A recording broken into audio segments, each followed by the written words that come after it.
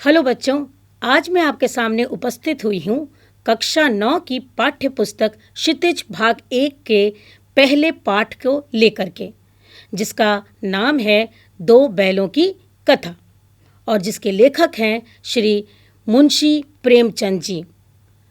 पाठ को आगे बढ़ाने से पहले हम पहले लेखक परिचय देखेंगे, जिसमें हम मुंशी प्रेमचंद की जीवन के बारे में थोड़ा विस्तार पूर्वक जानने की चेष्टा करेंगे। तो चलिए, प्रेमचंद जी का जन्म सन 1880 में बनारस के लम्ही गांव में हुआ था। उनका असली नाम अर्थात मूल नाम धनपत राय था। प्रेमचंद का जन्म और उसके बाद उनके बचपन में जो उनके साथ बीता वह किसी घटनाओं से कम नहीं था। बचपन में उन्हें बहुत ही अभावों में दिन को गुजारना पड़ा और उनकी शिक्षा बीए तक ही हो पाई थी। उन्होंने शिक्षा विभाग में नौकरी की, परंतु असहयोग आंदोलन में सक्रिय भाग लेने के लिए उन्हें सरकारी नौकरी से त्यागपत्र देना पड़ा और उन्होंने लेखन कार्य के प्रति पूरी तरह से अपने आप को झोंक दिया अर्थात समर्पित कर दिया। सन 1936 में इस महान कथाकार का देहांत हो गया था। प्रेमचंद के कथा साहित्य का संसार बहुत ही व्यापक है। उसमें मनुष्य ही नहीं अपितु पशु पक्षी को भी अद्भुत आत्मीयता मिली है। बड़ी से बड़ी बात को सरल भाषा में सीधे और संक्षेप में कहना प्रेमचंद के लेखन की प्रमुख विशेषता रही है। उनकी भाषा सरल, सजीव एवं मुहावरेदार है तथा उन्होंने अरबी, फारसी और अंग्रेजी के प्रचलित शब्दों का प्रयोग कुशलतापूर्वक किया है। तो आज हम जिस कथा की ओर, पाठ की ओर बढ़ने जा रहे हैं, उसके बारे में मैं आपको कुछ विशेष बातें ज़रूर बताना चाहूँगी, जो कि है ये जो पाठ है दो बैलों की कथा। इस कहानी के लेखक, जैसा कि मैंने आपको बताया, मुंशी प्रेमचंद जी हैं। मुंशी प्रेमचंद जी ने इस कहानी को आपके सामने एक शिक्षाप्रद कहानी के रूप में प्रस्तुत किया है। दो बैलों की कथा की गणना प्रेमचंद के सर्वश्रेष्ठ कहानियों में की जाती है और इस कहानी के माध्यम से लेखक ने एक समाज और पशुओं की भावनात्मक संबंध का बड़ा ही सटीक वर्णन किया है। उनके हीरा और मोती नामक दो बैल सीधे साधे भारतीयों के प्रतीक हैं और उन्हीं की ओर संकेत किया गया है। वे बार बार आज़ादी के लिए संघर्ष करते हैं। जैसे जैसे हम इस पाठ में आगे बढ़ेंगे, आप पाएंगे कि किस प्रकार से हीरा और मोती नामक दो बैल अपनी संघर्ष पूर्वक जीवन को बिताने के लिए वे किस प्रकार संघर्ष करते हैं और किस तरह से लड़ाई लड़ते हैं, किस प्रकार से आज़ादी प्राप्त करते हैं, इन सारी बातों का समावेश इस पाठ में किया गया है।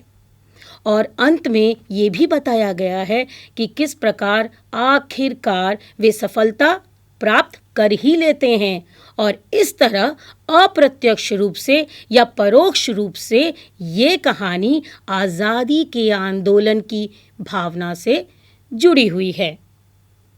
तो बच्चों, अब इंतज़ार किस बात का, चलिए शुरू करते हैं पाठ को। पहला पाठ, दो बैलों की कथा। मुंशी प्रेमचंद जी ने हमें ये बताने की चेष्टा की है कि जब भी हम किसी को महामूर्ख बताना चाहते हैं या मूर्ख कहना चाहते हैं तो हम उसकी तुलना गधे से कर देते हैं। जैसे हम कहते हैं ना कि ये तो एकदम गधा है, अर्थात गधा शब्द मूर्खता का पर्याय बन चुका है। इसी की जानकारी देते हुए उन्होंने पाठ की शुरुआत में ये कहा है कि जानवरों में गधा सबसे ज़्यादा बुद्धिहीन समझा जाता है। हम जब किसी आदमी को परले दर्जे का बेवकूफ़ कहना चाहते हैं तो उसे क्या कहते हैं? गधा कह देते हैं। गधा सचमुच बेवकूफ है या उसके सीधेपन, उसकी निरापद सहिष्णुता ने उसे ये पदवी दे रखी है, इसका निश्चय नहीं किया जा सकता। मुंशी प्रेमचंद जी ने ये कहा है कि गाय सींग मारती है और ब्याई हुई गाय अर्थात ऐसी गाय जिसने अभी अभी बछड़े को जन्म दिया हो, उसे कहा गया है यहाँ पे ब्याई हुई गाय, अर्थात ब्याई हुई गाय तो अनायास ही सिंहनी का रूप धारण कर लेती है अपने बच्चे की सुरक्षा के प्रति। इससे यह हमें समझ में आ रहा है कि किस प्रकार से जब उसमें असुरक्षा की भावना उत्पन्न होती है तो वह कितनी आक्रामक हो जाती है। यहाँ गाय को भी बताया गया है कि किस प्रकार से वह आक्रामक हो जाया करती है। और ये भी बताया गया है कि कुत्ता भी बहुत गरीब जानवर है, लेकिन कभी कभी उसे भी क्रोध आ जाता है, किंतु गधे को कभी क्रोध करते नहीं सुना, न देखा। जितना चाहे गरीब को मार लो, चाहे जैसी भी खराब सड़ी हुई घास सामने डाल दो, उसके चेहरे पर असंतोष की छाया बिल्कुल भी दिखाई नहीं देती है। बैसाख में चाहे एक आध बार कुलेल कर लेता हो। आपको मैं ये बताना चाहूँगी कि गधों का जो जन्म जो मास होता है वो बैसाख होता है, इसीलिए संस्कृत में उसे बैसाख नंदन भी कहा जाता है। तो यहाँ पर लेखक मुंशी प्रेमचंद जी ये कहते हैं गधे के बारे में कि बैसाख में चाहे एक आध बार वो कुलेल कर लेता हो, कुलेल अर्थात खेल कूद, थोड़ी सी मस्ती, पर हमने तो उसे कभी खुश होते नहीं देखा। उसके चेहरे पर एक विषाद स्थायी रूप से छाया रहता है। सुख दुख या हानि लाभ किसी भी दशा में उसे बदलते नहीं देखा। ऋषियों मुनियों के जितने गुण हैं वे सभी के सभी उसमें पराकाष्ठा को पहुंच गए हैं, पर आदमी फिर भी उसे बेवकूफ कहता है। सद्गुणों का इतना अनादर कहीं नहीं देखा। कदाचित सीधापन संसार के लिए उपयुक्त नहीं है। देखिए ना, भारतवासियों की अफ्रीका में क्या दुर्दशा हो रही है। क्यों अमेरिका में उन्हें घुसने भी नहीं दिया जाता है? क्यों नहीं घुसने दिया जाता है? क्योंकि बेचारे शराब नहीं पीते, 4 पैसे कुसमय अर्थात बुरे समय के लिए बचा कर रखते हैं, और तो और जी तोड़ मेहनत भी करते हैं। किसी से लड़ाई झगड़ा बिल्कुल नहीं करते, 4 बातें सुनकर गम को खा जाते हैं और फिर भी बदनाम हैं। कहा जाता है वे जीवन के आदर्श को नीचा करते हैं। अगर वे भी ईंट का जवाब पत्थर से देना सीख जाते तो शायद वे भी सभ्य कहलाते। अब जापान की मिसाल ही सामने ही है। एक ही विजय ने उसे संसार के सभ्य जातियों में गण्य बना दिया है। गण्य अर्थात गणनीय, यानी कि सम्मानित बना दिया गया है। लेकिन गधे का एक और छोटा भाई है जो उससे थोड़ा कम गधा है, और ये कौन है? ये है बैल। जिस अर्थ में हम गधे का प्रयोग करते हैं, कुछ उसी से मिलते जुलते अर्थ में बछिया के ताऊ का भी प्रयोग करते हैं। कुछ लोग बैल तो शायद बेवकूफ़ों में सर्वश्रेष्ठ कहते हैं, मगर हमारा ऐसा विचार नहीं है। बैल कभी कभी मारता है भी है, लेकिन कभी कभी अड़ियल बैल भी देखने में आता है, और भी कई रीतियों से अपना असंतोष वो प्रकट कर ही देता है। आपने देखा होगा, यहाँ पर लेखक कह रहे हैं कि बैल को मैंने अकड़ते भी देखा है, ढीठ हो जाते हैं, नहीं करना है काम मतलब नहीं करना है। तो यहाँ पर मुंशी प्रेमचंद जी कहते हैं कि मैंने बैलों को जिस प्रकार से ये कहा गया है कि वे थोड़े कम गधे हैं, अर्थात कम मूर्ख हैं गधे से, लेकिन उन्हें भी कभी कभी गुस्सा आता है, वे भी कभी कभी मारते हैं, कभी कभी अड़ियल हो जाते हैं, और भी कई रीतियों से वो अपने असंतोष को प्रकट कर देते हैं। अतएव उसका स्थान गधे से नीचा ही माना जाता है।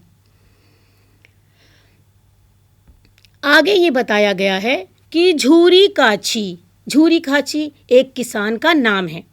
तो उसके 2 बैलों के नाम थे हीरा और मोती। दोनों पछाई जाति के थे।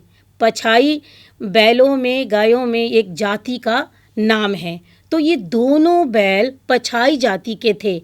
देखने में सुंदर और काम में चौकस। उनकी डील डौल भी अच्छी थी, काफ़ी ऊंचे थे। बहुत दिनों साथ रहते रहते दोनों में भाईचारा भी हो गया था। दोनों आमने सामने या आसपास बैठे हुए, कितना सुंदर वर्णन यहाँ पर मुंशी प्रेमचंद जी ने बैलों की है। मैं चाहूँगी कि आप इसे ध्यान से सुने।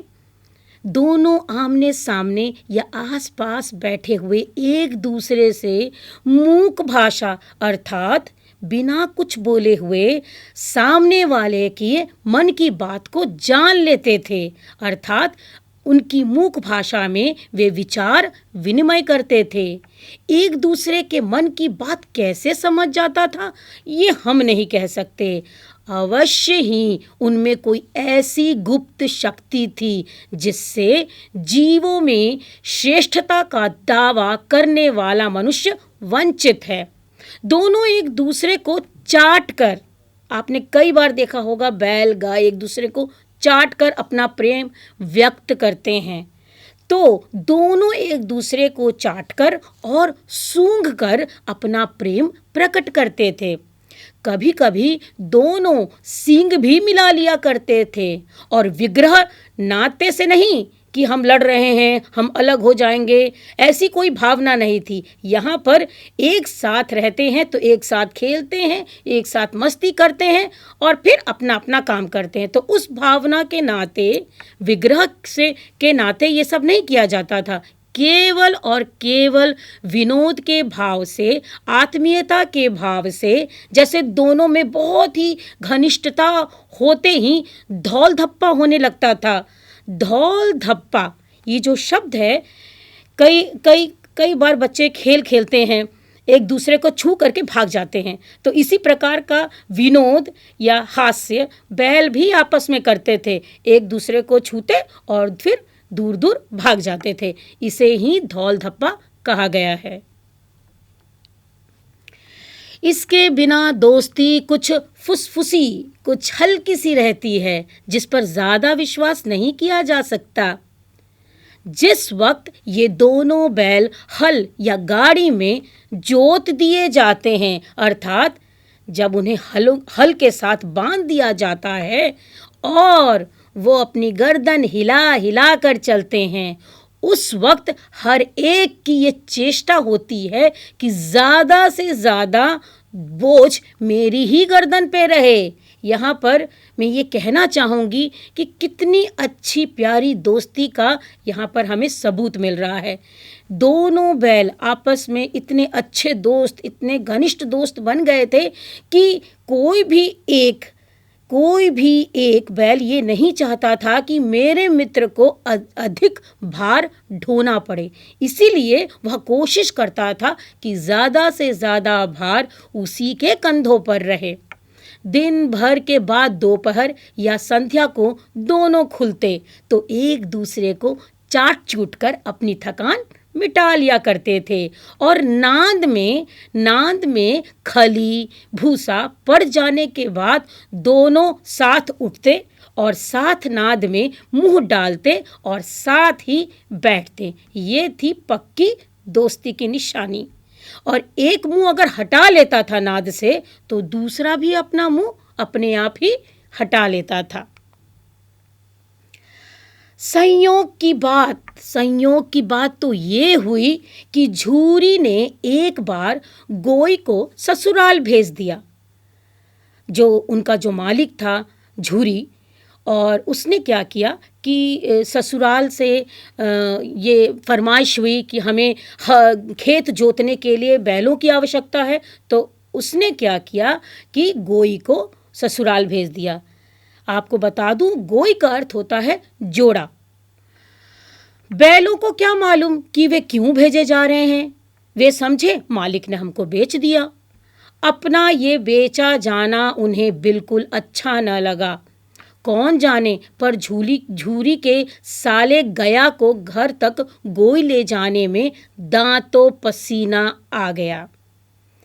यहाँ पर मुंशी प्रेमचंद जी कह रहे हैं कि ये बात यहाँ बताई गई है कि किस प्रकार से झूरी अपने दोनों बैल अर्थात हीरा और मोती दोनों को किसके हवाले कर देते हैं? अपने साले के हवाले। साला अर्थात पत्नी का भाई। तो गया आता है दोनों बैलों को ले जाने के लिए, लेकिन वह 1 इंच भी वो बैल चलने को तैयार न थे, हिलने को ही तैयार न थे। कितनी मेहनत करनी पड़ी गया को। पीछे से अगर वो हाँकता तो दोनों दाएं और बाएं भागते, पगहिया पकड़कर आगे से खींचता तो दोनों पीछे की ओर जोर लगाते, मारता तो दोनों सींग नीचे करके हुंकारते। अगर ईश्वर ने उन्हें वाणी दी होती तो झूरी से वे पूछते कि तुम हम गरीबों को क्यों निकाल रहे हो?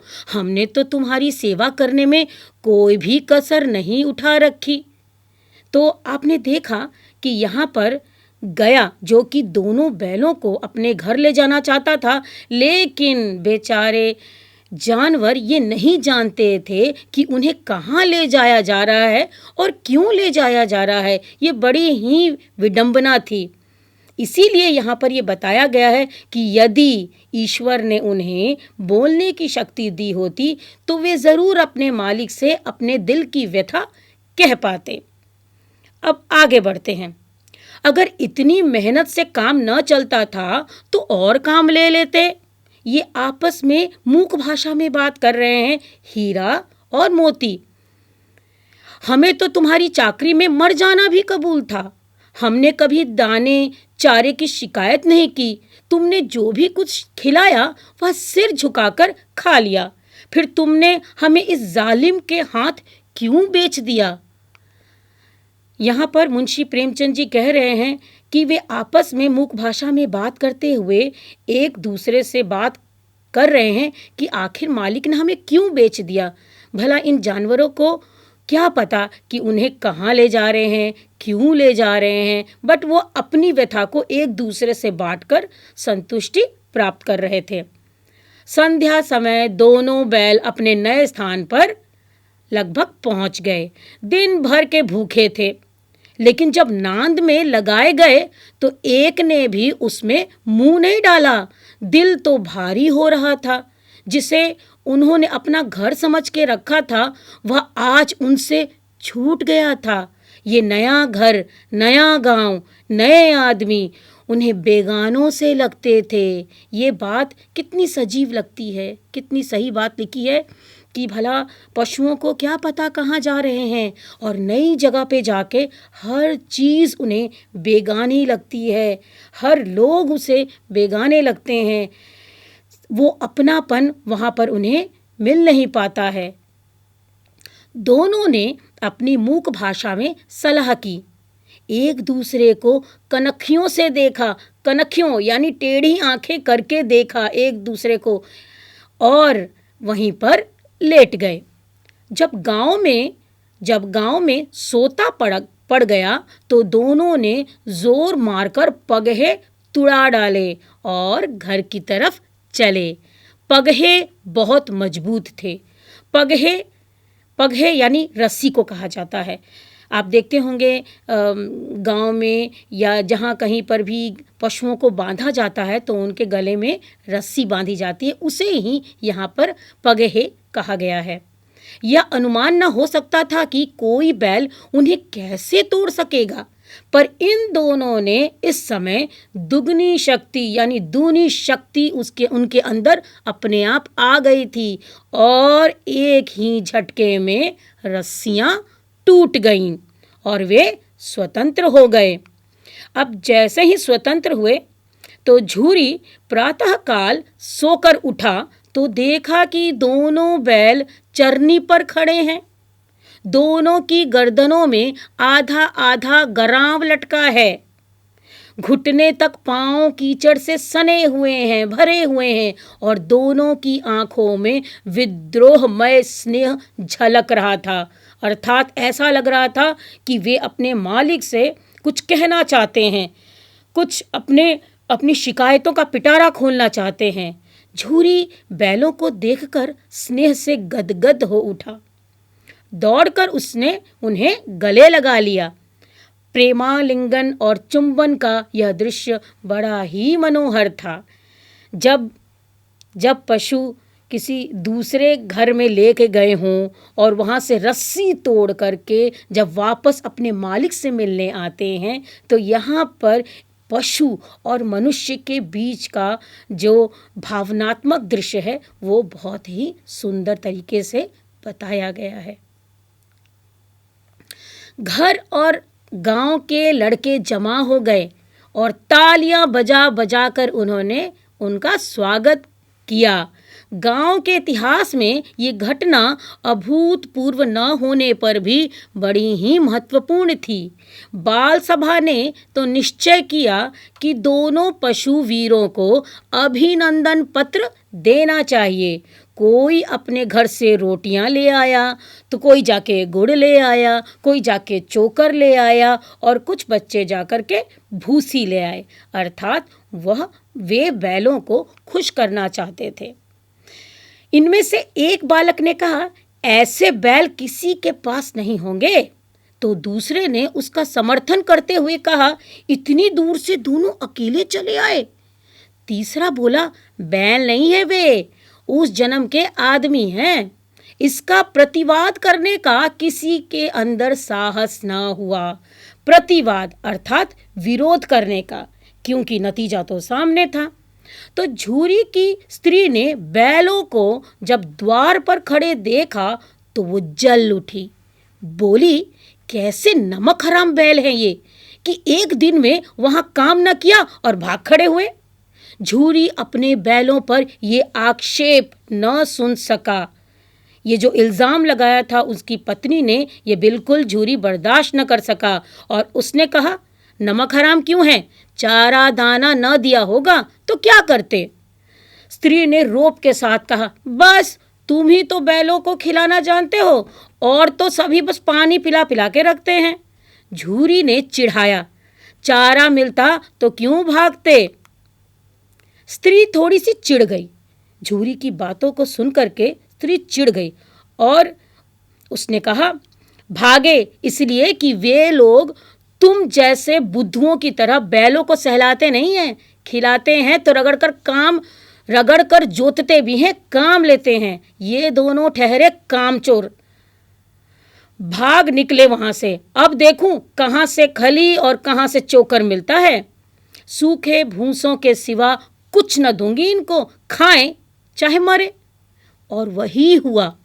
मजूर को कड़ी ताकीद कर दी गई, यानी आदेश दिए गए कि बैलों को खाली सूखा भूसा ही दिया जाना चाहिए। बैलों ने नाद में मुंह डाला तो फीका फीका सा लगा। न कोई चिकनाहट थी, न कोई रस था। क्या खाएं? आशा भरी आंखों से द्वार की ओर वे सभी ताकने लगे। झूरी ने मजूर से कहा, थोड़ी सी खली क्यों नहीं डाल देता बे? मालकिन मुझे मार ही डालेगी। चुरा कर डाला ना दादा, पीछे से तुम भी उन्हीं की सी कहोगे।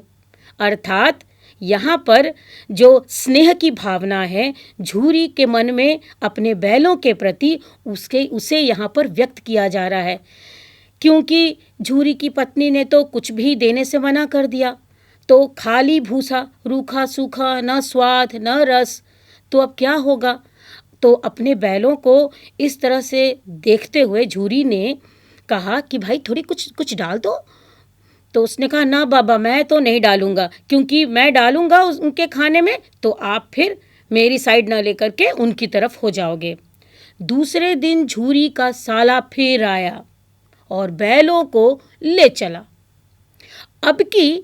अब की उसने दोनों को गाड़ी में जोता, खाली नहीं ले गया। अब की उसने दोनों को, जैसे बैलगाड़ी होती है, तो आगे दोनों को जोत दिया, अर्थात बांध दिया।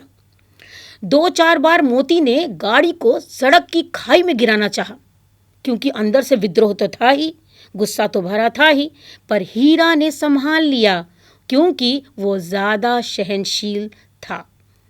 संध्या समय घर पहुंचकर उसने दोनों को मोटी रस्सियों से बांधा और कल की शरारत का मजा चखाया। फिर वही सूखा भूसा फिर से डाल दिया। अपने दोनों बैलों को खली, चूनी, सब कुछ दी।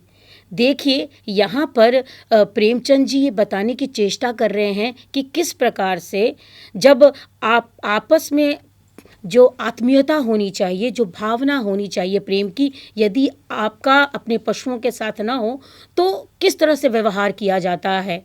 यहाँ पर गया ने क्या किया कि अपने बैलों को, अपने जानवरों को उसने अच्छे से खली, चुनी, सब कुछ दिया। लेकिन जो झूरी के बैल थे, जब उनको लेकर आया तो उनके सामने वही रूखा सूखा भूसा डाल दिया।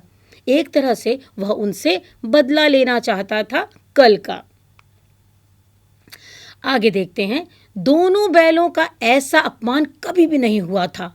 झूरी इन्हें फूल की झड़ी से भी बिल्कुल छूता न था और उसकी टिटकार पर दोनों उड़ने लगते थे। टिटकार अर्थात मुंह से निकलने वाली वो टिक टिक टिक टिक वाली आवाज़ को कहा गया है। यहाँ मार पड़ी, आहत सम्मान की व्यथा तो था ही, पर उस पर मिला क्या? खाने को सूखा भूसा।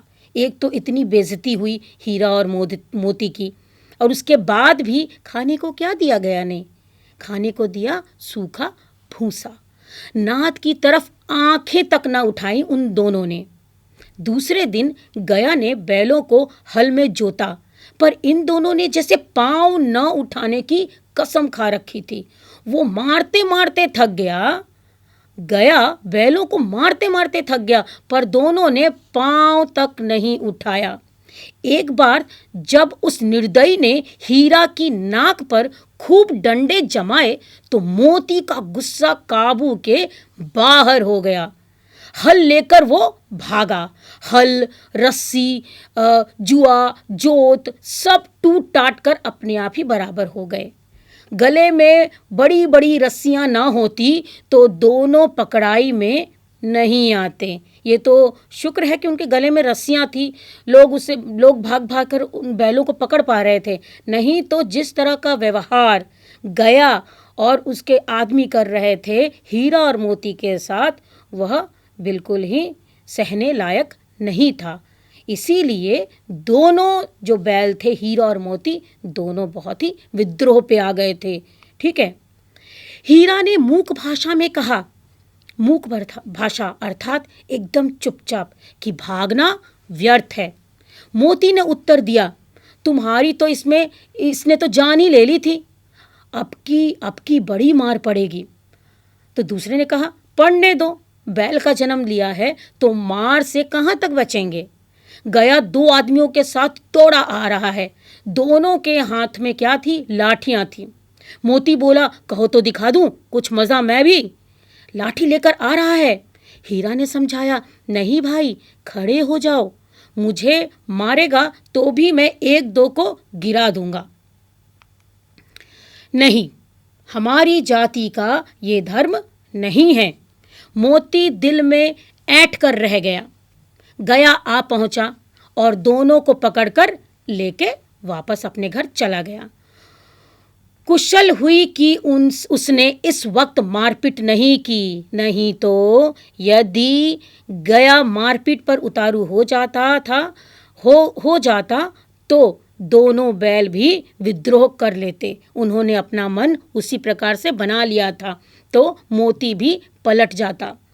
उसके तेवर देखकर गया और उसके सहायक सभी समझ गए कि इस वक्त टाल जाना ही मसलत है, अर्थात हितकर है।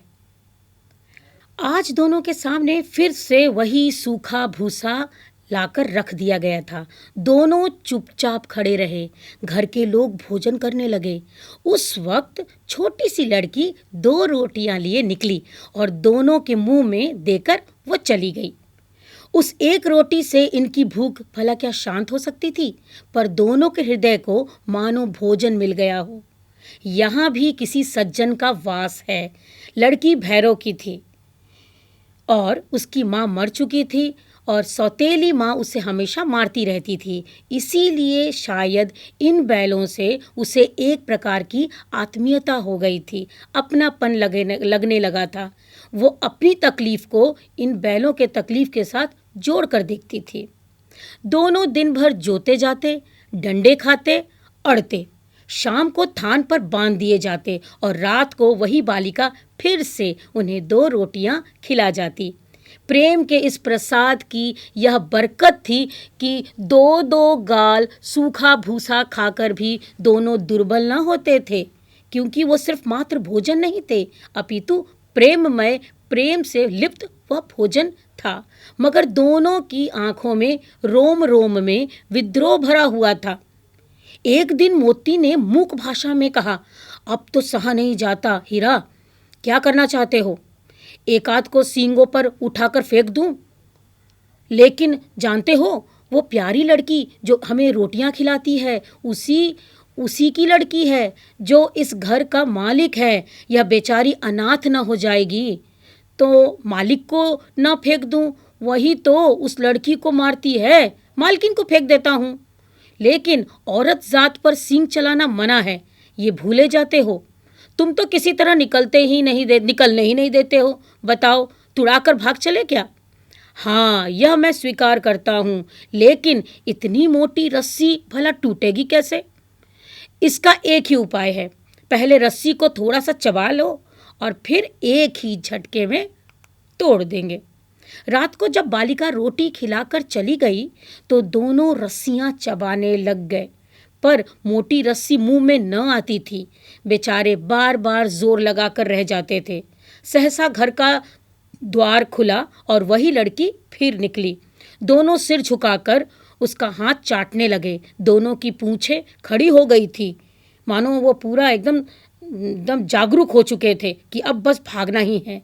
उसने उनके माथे सहलाए और बोली, खोले देती हूँ, चुपके से भाग जाओ, नहीं तो यहाँ लोग मार डालेंगे। आज घर में सलाह हो रही थी कि इनकी नाकों में नाथ डाल दिए जाएं। तो यह एक सूचना लड़की ने बैलों को दी। उसने गराव खोल दिए। गराव अर्थात बांधने की जगह, जहाँ पर जानवरों को बांधा जाता है, उस स्थान को कहते हैं। पर दोनों चुपचाप खड़े रहे। मोती ने अपनी भाषा में पूछा, अब चलते क्यों नहीं? हीरा ने कहा, चले तो, लेकिन कल इस अनाथ पर फिर आफत आ जाएगी, सब इसी पर संदेह करने लगेंगे। सहसा बालिका चिल्लाने लगी और बोली, दोनों फूफा वाले बैल भागे जा रहे हैं। ओ दादा दादा, दोनों बैल भागे जा रहे हैं, जल्दी दौड़ो। गया हड़बड़ाकर भीतर से निकला और बैलों को पकड़ने चला।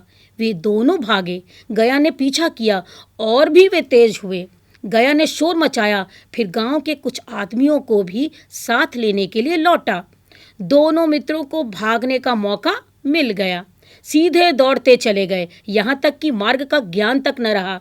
जिस परिचित मार्ग से आए थे उसका यहाँ पता न था।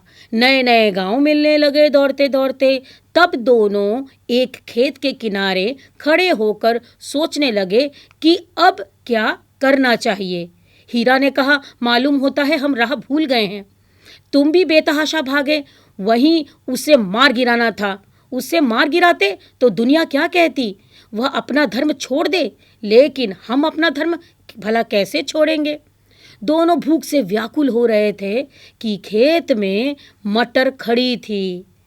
मटर की फसल खड़ी थी। रह रहकर आहट ले लेते थे, कोई आता तो नहीं, आसपास कोई है तो नहीं।